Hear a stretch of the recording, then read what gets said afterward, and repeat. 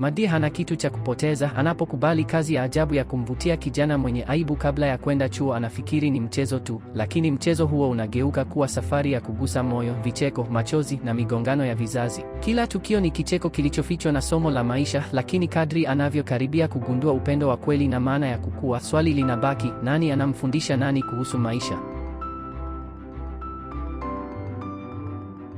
Napenda kuanza movie yetu, ila kabla sijaanza, na kutakia siku njema wewe pamoja na uwapendao, na waombea siku yenu iwe ya furaha zaidi, na bila kupoteza muda tuweze kuianza movie yetu. Zoni, tunaona msichana aitwaye Madie akiondoka nyumbani kwake kwa haraka. Anaharakisha kwa sababu gari lake liko karibu kukamatwa na mfanyakazi wa serikali aitwaye Gari. Inaonekana kwamba kabla ya mama yake Madie kufariki, alichukua mkopo kutoka benki kujenga nyumba na kumwachia Madie. Sasa Madie anajaribu kulipa mkopo huo. Anafanya kazi kwa bidii mchana kama mhudumu wa baa na kuendesha teksi usiku. Gari, ambaye pia ni mmoja wa wapenzi wa zamani wa Madie, amekuja kuchukua gari lake kwa sababu hakuweza kulipa awamu ya mkopo kwa wakati. Madie anajaribu kumzuia, lakini Gari anakataa. Ghafla kijana mdogo akiwa amevaa chupi pekee anatoka kwenye nyumba ya Madie akifanya mazoezi. Gari anapomuona anaona wivu. Madie akijaribu kudhibiti hali hiyo haraka anasema, huyo ni binamu yangu, ametoka Italia. Kijana huyo anakuja na kuanza kuonyesha ukaribu na Madie, jambo linalomfanya Gari kuwa na mashaka zaidi. Akitambua kwamba Madie anajaribu kumdanganya, Gari anakasirika na kuondoka na gari lake. Bila Gari, Madie hana njia ya kusafiri.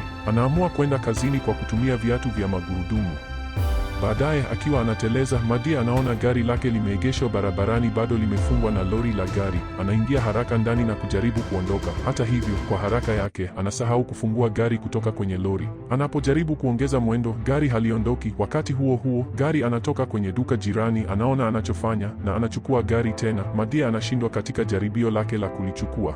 Baada ya kushindwa kuchukua gari, Madie anakwenda kwa rafiki yake Sara na mume wake Jim na kushiriki hasira yake. Anawaeleza kuhusu kupoteza gari lake na matatizo yake na mkopo wa benki. Sara anajaribu kusaidia kwa kutafuta magari ya mkono wa pili mtandaoni, lakini Madie anakata tamaa akisema, tayari nimeangalia kila mahali, sidhani kama nitapata kitu bora. Wakati akibrowse mtandaoni, Sara anakutana na tangazo lisilo la kawaida. Familia tajiri inatafuta msichana mwenye umri wa miaka 20 hadi 25 awe mpenzi wa kijana wao mwenye umri wa miaka 19 mwenye aibu. Tangazo linaeleza kuwa mvulana huyo ni mwerevu sana, lakini anatatizika kwenye mambo ya kijamii na hana marafiki. Badala yake, familia inatoa gari jipya kwa msichana atakayemsaidia kushinda hofu zake na kupata ujasiri. Mwanzoni, Madie anasita, anahisi kuwa huenda yeye ni mkubwa sana kwa kijana huyo, lakini baada ya kujadiliana na Sara na Jim, anaamua kujaribu. Anahitaji gari kwa udi na uvumba, na hii huenda ndiyo nafasi yake pekee. Tunamwona Madie akiteleza kwa magurudumu kwenda kwenye nyumba ya familia tajiri. Anakutana na wazazi wa Pasi ambao wanaelezea hali yao. Mtoto wetu Pasi ana miaka 19 na ni mwerevu sana, lakini hasemi na mtu yeyote.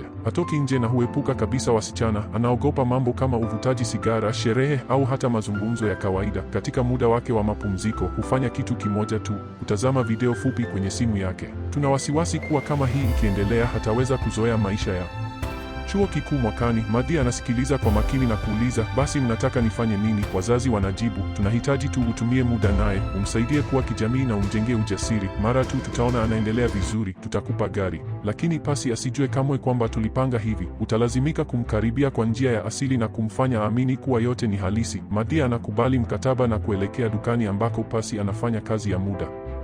Akiwa amevaa gauni nyekundu lenye kuvutia, Madie anajaribu kumvutia Pasi kwa kujifanya kama anataka kumchukua mbwa. Madie anamchezea na kujaribu kumvutia Pasi, lakini Pasi hakushawishika. Badala yake, anaonekana kuwa na wasiwasi waziwazi. Madie hakati tamaa, anasema, kwa nini nisipeleke nyumbani leo? Pasi anasita na anakataa, lakini Madie anasisitiza, akichukua baiskeli yake na kuiweka kwenye gari lake. Bila chaguo jingine, Pasi anakubali kwa kulazimishwa. Wakiwa njiani, Madie anatania akisema, vipi kama nikutekeni badala ya kukurudisha nyumbani? Kisha anaelekeza gari kuelekea nyumba yake. Pasi anaogopa, na mara tu gari linaposimama, anamnyunyizia Madie pilipili ya macho. Madie anatoka na kusema, nilikuwa na utani tu, kama ningekuwa nimekutekeni, kwa nini nikulete nyumbani kwangu? Pasi anagundua kosa lake na kumsaidia Madie kwa kumpiga maji kwa bomba la bustani ili kuondoa pilipili usoni. Wakati huo huo, anakubali kwenda kwenye miadi naye jioni hiyo. Baadaye tunamwona Madie akisubiri Pasi kwenye kilabu. Pasi anaonekana, lakini kila mtu anaanza kucheka kwa sababu amevaa koti rasmi na kaptura badala ya suruali. Madie, hata hivyo, anamsifia kwa mtindo wake wa kipekee ili kumfanya ajisikie vizuri.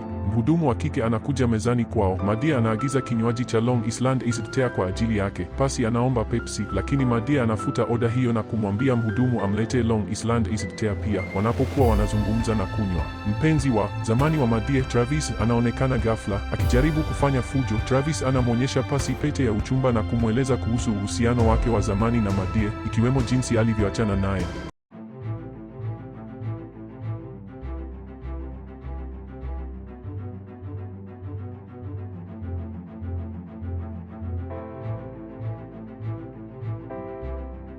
Tuandikie kwenye comment movie yako pendwa, ile iliyokufanya ucheke, ulie au hata kusahau muda. Kumbuka, hii unayoangalia sasa pia ilichaguliwa na mtazamaji kama wewe, na ya kwako inaweza kuwa inayofuata.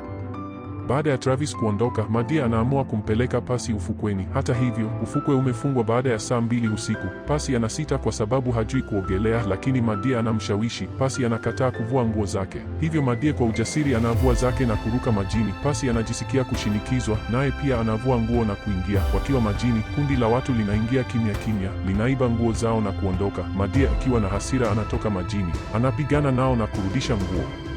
Anarudi majini na kujaribu kumkaribia Pasi, lakini Pasi akiwa hana raha anasema, najisikia vibaya kufanya hivi, sijakujua vizuri bado. Madie akikasirika anatoka, anakaa kwenye gari na kujiandaa kuondoka. Pasi anajaribu kuingia, lakini Madie anakataa. Anatupa nguo zake nje, lakini anashikilia simu yake, kumlazimisha Pasi kushikilia gari bila nguo. Licha ya hali hiyo, Madie anaondoka na Pasi anashikilia gari. Hali inakuwa mbaya zaidi wakati polisi wanapoona na kuanza kuwafuatilia ili kutoroka. Madie anaendesha kwa kasi na kwa hatari, na kwa taabu anaepuka ajali kubwa wakati treni inapopita kwa kasi mbele yao. Baadaye, wakiwa nyumbani kwa Madie, anajaribu kupunguza mzozo kwa kucheza nyimbo ili kuvutia umakini wa Pasi. Lakini Pasi bado haelewi nia yake kikamilifu. Ghafla, Pasi anaanza kuhisi kuwashwa na kuona vipele.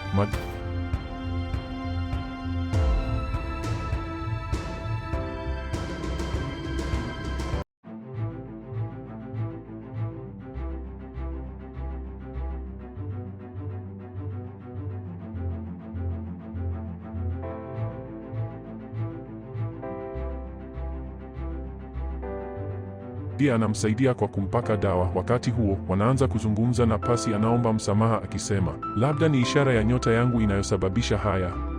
Mambo hayakuenda vizuri leo, wacha tujaribu tena kesho. Madie anakubali.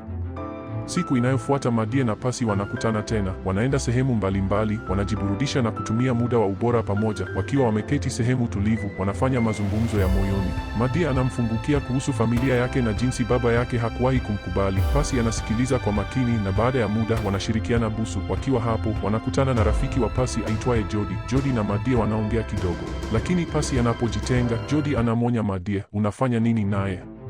Yeye ni mtoto tu. Najua wasichana kama wewe hamfikiri mali ya wazazi wake ni yake. Kama kitu chochote kitamtokea Pasi kwa sababu yako, sitakubali. Kwenye tukio linalofuata, Pasi na Madie wanavaa vizuri na kutoka kwenda chakula cha jioni. Kwa shinikizo la Madie, Pasi anapanda jukwaani, anapiga piano na kuimba wimbo.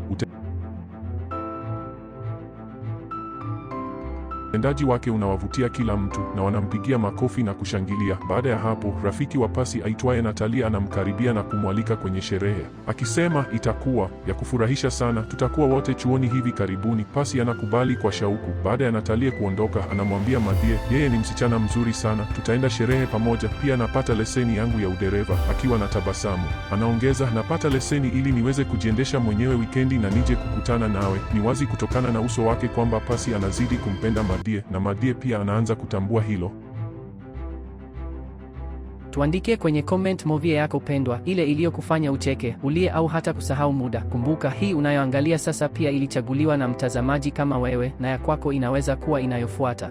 Baada ya chakula cha jioni, wanatoka mgahawani. Wakiwa ndani ya gari, Pasi anaanza kunywa na ghafla anamwambia Madie, niko tayari kwa ajili yako sasa, nimekupenda na nataka tuwe karibu kimapenzi. Madie akijaribu kushughulikia hali kwa upole anasema, umekunywa na ukiwa katika hali hii hutaifurahia mara yako ya kwanza, wacha tuweke akiba kwa siku nyingine. Lakini moyoni, Madie